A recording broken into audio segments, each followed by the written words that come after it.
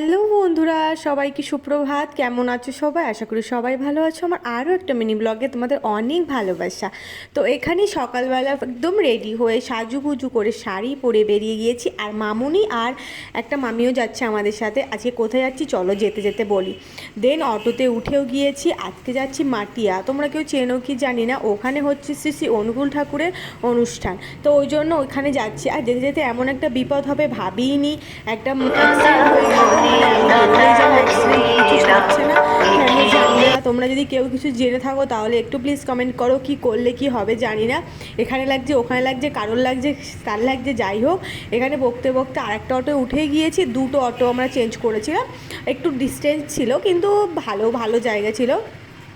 তো যাই হোক, এখানে খুব সুন্দর জায়গা। আরও তোমাদের 1 মিনিটের ব্লগে তো সব দেখানো সম্ভব না, পরের ব্লগে তোমাদেরকে জানাবো। আর তোমরা বড় ব্লগ নিশ্চয়ই দেখে নিয়েছো। তো যাই হোক, চলো তাহলে আজকের মতন টাটা।